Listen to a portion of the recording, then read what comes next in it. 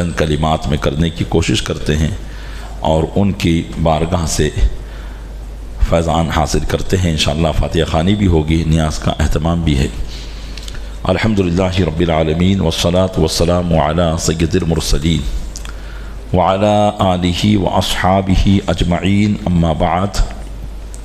فاعوذ باللہ من الشیطان الرجیم، بسم اللہ الرحمن الرحیم۔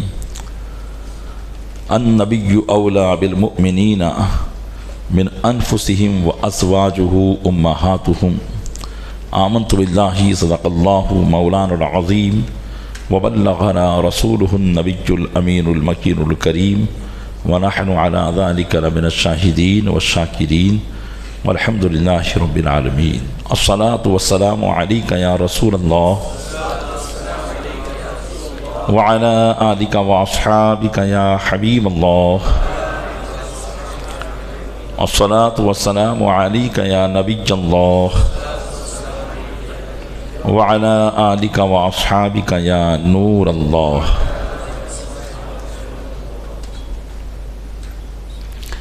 الحمدللہ عز و جل، ہم اور آپ ام المومنین حضرت خدیجہ الکبریٰ رضی اللہ تعالی عنہا کی بارگاہ میں خراج عقیدت پیش کرنے کے لیے حاضر ہوئے ہیں۔ اللہ تبارک و تعالی اپنے محبوب صلی اللہ علیہ وسلم کے صدقے میں ہمارا یہاں جمع ہونا اپنی بارگاہ میں قبول فرمائے اور اس محفل کو ہمارے لیے ذریعہ نجات بنائے، آمین بجاہ النبی الامین صلی اللہ علیہ وآلہ وصحبہ تسلیم۔ نبی کریم رؤوف الرحیم علیہ الصلاۃ والتسلیم کے تعلق سے اللہ تعالیٰ نے ارشاد فرمایا کہ نبی مسلمانوں کے جان سے بھی زیادہ قریب ہے۔ وَأَزْوَاجُهُ أُمَّهَاتُهُمْ، اور ان کی بیویاں ان کی مائیں ہیں۔ نبی کی بیوی تمام امت کی ماں ہوتی ہے، کیونکہ نبی تمام امت کے باپ کی منزل میں ہوتے ہیں۔ اسی وجہ سے نبی کے دنیا سے پردہ فرما جانے کے بعد نبی کی بیوی سے کوئی عدت گزر جانے کے بعد نکاح نہیں کر سکتا ہے۔ اور دوسری بات یہ ہے کہ ہم سب جب مر جاتے ہیں، ہمارا انتقال ہو جاتا ہے، تو ہمارا رشتہ نکاح ہماری بیویوں سے ٹوٹ جائے گا۔ اسی وجہ سے عورت عدت گزارتی ہے، کیونکہ عدت گزارنے کا مقصد ہی یہ ہوتا ہے کہ وہ نعمت نکاح جو اسے حاصل تھا، اب وہ نعمت نکاح اس سے جاتی رہی، اس لیے اسے سوگ کرنے کا حکم دیا جاتا ہے کہ وہ 4 مہینہ 10 دن سوگ کرے اس نعمت نکاح کے ختم ہو جانے پر۔ پھر وہ عدت گزارنے کے بعد اگر کسی سے نکاح کرنا چاہے تو کر سکتی ہے۔ لیکن انبیاء کرام علی نبینا وعلیہم الصلاۃ والسلام کا وصال بھی ہو جائے، وہ اس دنیا سے تشریف بھی لے جائے، تب بھی ان کا رشتہ نکاح، رشتہ ازدواجیت ان کی ازواج مطہرات سے باقی رہتا ہے۔ اس وجہ سے انبیاء کرام کی بیویاں ان کے انتقال کے بعد کسی سے نکاح نہیں کر سکتی ہیں۔ تو انہی میں سے حضرت خدیجہ الکبریٰ رضی اللہ تعالی عنہا بھی ہیں۔ ہمارے آقا صلی اللہ تعالی علیہ وسلم کو سب سے پہلے اعلان نبوت کے بعد جنہوں نے اپنی جان مال ہر طریقے سے سپورٹ کیا، وہ حضرت خدیجہ الکبریٰ رضی اللہ تعالی عنہا ہیں۔ جس وقت نبی کریم صلی اللہ علیہ وسلم نے ان سے نکاح فرمایا تھا، اس سے پہلے حضرت خدیجہ الکبریٰ رضی اللہ تعالی عنہا کی 2 شادیاں ہو چکی تھی اور دونوں شوہر انتقال کر چکے تھے یہ کے بعد دیگرے، اور آپ کی عمر مبارک 40 برس ہو چکی تھی، اور نبی کریم صلی اللہ علیہ وسلم کی عمر پاک اس وقت 25 برس کی تھی، اور آقا صلی اللہ علیہ وسلم نے سب سے پہلے حضرت خدیجہ الکبریٰ رضی اللہ تعالی عنہا سے نکاح فرما کر بیوائی کی زندگی کو خوش اور آباد فرمایا، کیونکہ اس زمانے میں اگر کوئی عورت بیوہ ہو جاتی تو معاذ اللہ اسے بڑا منحوس سمجھا جاتا تھا۔ سب سے پہلے آقا علیہ السلام نے ان سے نکاح فرما کر دنیا کے اندر اس رواج کو ڈالا کہ عورت کے شوہر کے انتقال کے بعد اس میں کوئی نحوست نہیں ہوتی، بلکہ وہ ایسی ہی پاک باز ہوتی ہے جیسے کہ پہلے۔ حضرت خدیجہ الکبریٰ رضی اللہ تعالی عنہا کا مقام اللہ عز و جل کی بارگاہ میں بھی بہت بلند و بالا تھا۔ ایک مرتبہ نبی کریم صلی اللہ علیہ وسلم نے زمین پر 4 خطوط کھینچے، یعنی 4 سیدھی سیدھی لائنیں کھینچی، اور صحابہ کرام سے ارشاد فرمایا جانتے ہو یہ کیا ہے؟ صحابہ کرام نے عرض کیا اللہ و رسولہ عالم، اللہ اور اس کے رسول ہی بہتر جانتے ہیں۔ تو نبی کریم صلی اللہ علیہ وسلم نے ارشاد فرمایا کہ یہ 4 عورتوں کی مثالیں ہیں جو زمانے بھر کی تمام عورتوں سے سب سے زیادہ بڑے مرتبے والی ہیں۔ پھر آقا علیہ السلام نے ان 4 مبارک خواتین کا ذکر کیا تو ارشاد فرمایا کہ حضرت خدیجہ بنت خویلد، حضرت فاطمہ بنت محمد، اور حضرت آسیہ بنت مزاحم،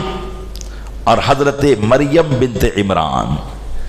ارشاد فرمایا کہ یہ 4 عورتیں تمام جہان کی عورتوں میں کی سردار اور سب سے زیادہ بڑے مرتبے والی ہیں۔ حضرت خدیجہ الکبریٰ رضی اللہ تعالیٰ عنہ کے مقام کا اندازہ آپ اس سے بھی لگا سکتے ہیں کہ نبی کریم صلی اللہ علیہ وسلم کی ازدواجی زندگی میں سب سے زیادہ جو ایک شوہر کو اپنی بیوی سے فائدہ پہنچنا چاہیے وہ حضرت خدیجہ الکبریٰ رضی اللہ تعالی عنہا سے پہنچا ہے۔ جتنے بھی مصائب و آلام کا زمانہ تھا، ایام تھے، وہ زیادہ تر حضرت خدیجہ الکبریٰ رضی اللہ تعالی عنہا کے زمانے میں گزرے، کیونکہ شادی کے 15ویں سال ہی نبی کریم صلی اللہ علیہ وسلم پر وحی کا سلسلہ شروع ہوا، اور آقا صلی اللہ علیہ وسلم نے اپنی نبوت کا اعلان کیا، تو اس وقت مشرکین کی طرف سے جو تکلیفیں آقا علیہ السلام کو دی گئی اس میں حضرت خدیجہ الکبریٰ رضی اللہ تعالی عنہا بھی برابر کی شریک تھی۔ اور جب وحی نازل ہوئی پہلی، اور آقا صلی اللہ علیہ وسلم کی کیفیت یہ تھی کہ قرآن مقدس کے نزول کی وجہ سے آپ کا جسم پسینے سے شرابور ہو گیا تھا، اور آپ غار حرا سے اپنے کاشان اقدس کی طرف تشریف لائے تو سردی کی وجہ سے آپ کا جسم کانپ رہا تھا۔ حضرت خدیجہ الکبریٰ رضی اللہ تعالی عنہا نے آپ کو کمبل اڑایا تو آقا علیہ السلام نے فرمایا کہ خدیجہ مجھے اپنی جان کا خوف ہے۔ ام المؤمنین حضرت خدیجہ الکبریٰ رضی اللہ تعالی عنہا نے عرض کیا کہ میرے سرتاج، آپ تو یتیموں کے سہارے ہیں، بیواؤں کے سہارے ہیں، آپ غریبوں پر رحم کرتے ہیں، کمزوروں پر شفقت کیا کرتے ہیں، اللہ آپ کو کسی تکلیف میں مبتلا نہیں کرے گا۔ ایک بیوی کی طرف سے شوہر کو جو تسلی دینی چاہیے، حضرت خدیجہ الکبریٰ رضی اللہ تعالی عنہا نے وہ تسلی دی۔ پھر آقا صلی اللہ علیہ وسلم نے اپنے حضرت جبریل کے آنے کا واقعہ انہیں سنایا، اور پوری وحی کے نزول کا واقعہ سنایا کہ اچانک ایک فرشتہ آیا جو اپنا نام جبرائیل بتا رہا تھا، قرض کی اس طرح کی باتیں حضرت نبی کریم صلی اللہ علیہ وسلم نے ان کو پوری بتائی۔ تو حضرت خدیجہ الکبریٰ رضی اللہ تعالیٰ عنہا نے تسلی دیتے ہوئے فرمایا کہ گھبرانے کی ضرورت نہیں ہے، میرے چچا زاد بھائی ورقہ بن نوفل پرانی کتابیں یعنی توریت اور انجیل کے عالم ہیں، چلو ہم ان کے پاس چلتے ہیں، انہیں ضرور اس بارے میں معلومات ہوگی۔ چنانچہ وہ حضرت نبی کریم صلی اللہ علیہ وسلم کو لے کر اپنے چچا زاد بھائی ورقہ بن نوفل کے پاس آئی اور سارا معاملہ ان کے سامنے کہہ سنایا۔ تو ورقہ بن نوفل نے کہا کہ اگر یہ وہی ناموس ہے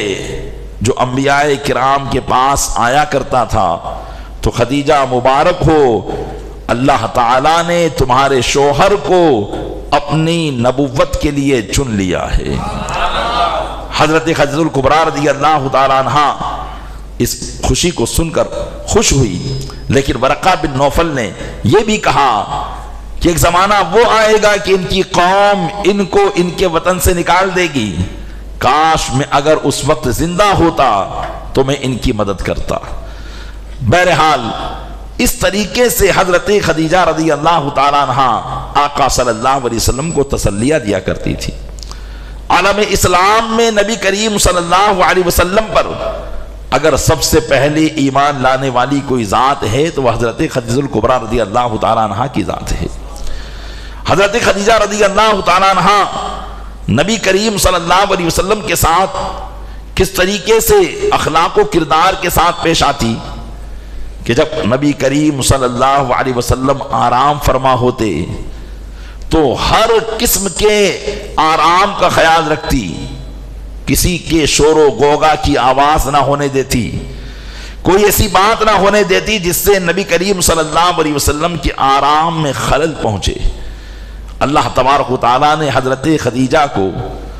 اپنے محبوب کے خدمات کا یہ صلہ عطا فرمایا کہ حضرت جبریل امین علیہ الصلوۃ والتسلیم ایک مرتبہ اللہ کے محبوب صلی اللہ علیہ وسلم کے پاس تشریف لاتے ہیں، حاضر ہوتے ہیں اور عرض کرتے ہیں کہ یا رسول اللہ، اللہ تبارک و تعالی خدیجہ کو سلام ارشاد فرماتا ہے اور ارشاد فرماتا ہے کہ اللہ نے اس کے لیے جنت میں ایسا جوفدار موتی نما خیمہ تیار رکھا ہے کہ جہاں پر کسی شور و غل کی آواز نہیں آئے گی۔ آقا صلی اللہ علیہ وسلم نے جب حضرت خدیجہ الکبریٰ رضی اللہ تعالی عنہا کو اللہ عز و جل اور حضرت جبریل کا سلام پہنچایا تو حضرت خدیجہ الکبریٰ رضی اللہ تعالی عنہا نے اپنی فراست کے ساتھ کیا جواب دیا؟ ہمیں کوئی اگر سلام پہنچاتا ہے تو ہم سلام پہنچانے والے پر بھی سلام بھیجتے ہیں اور جو سلام لے کر آیا ہے اس پر بھی سلامتی بھیجتے ہیں، اور اس کا جواب یہ ہوتا ہے کہ وعلیکا وعلیہ السلام، یعنی تم پر بھی سلامتی ہو اور اس پر بھی سلامتی ہو جس نے مجھے سلام بھیجا ہے۔ آقا صلی اللہ علیہ وسلم نے اللہ کا اور حضرت جبریل کا سلام حضرت ام المومنین تک پہنچایا تو حضرت خدیجہ الکبریٰ رضی اللہ تعالی عنہا نے جواب دیا ان اللہ هو السلام وعلی جبریل السلام وعلیکا السلام علیکم ورحمۃ اللہ وبرکاتہ۔ حضرت خدیجہ نے جواب دیا کہ اللہ تو خود سلام ہے، حالانکہ جواب یہ ہونا چاہیے کہ وعلیہ السلام یعنی اس رب کی ذات پر بھی سلام، لیکن حضرت خدیجہ نے جواب دیا کہ بے شک اللہ تو خود سلام ہے، اس کا نام مبارک ہی سلام ہے، اور پھر کہا کہ جبریل پر سلام اور یا رسول اللہ آپ پر بھی اللہ کی سلامتی ہو اور رحمتوں کا نزول ہو۔ تو یہ حضرت خدیجہ الکبریٰ رضی اللہ تعالی عنہا ہیں کہ اللہ کے محبوب صلی اللہ علیہ وسلم کے توسط سے ان پر اللہ کا سلام آیا کرتا تھا۔ حضرت جبریل ان کو سلام کہا کرتے تھے، کتنا معزز اور مقدس مرتبہ تھا ان کا۔ اللہ تبارک و تعالی ہمیں حضرت خدیجہ الکبریٰ رضی اللہ تعالی عنہا سے سچی محبت کرنے کی توفیق عطا فرمائے اور ان کے نقش قدم پر چلنے کی توفیق عطا فرمائے، آمین بجاہ النبی الامین صلی اللہ علیہ وسلم۔ ایک مرتبہ سورہ فاتحہ اور 3 مرتبہ سورہ اخلاص پڑھ لیں، انشاءاللہ پھر دعا ہوگی۔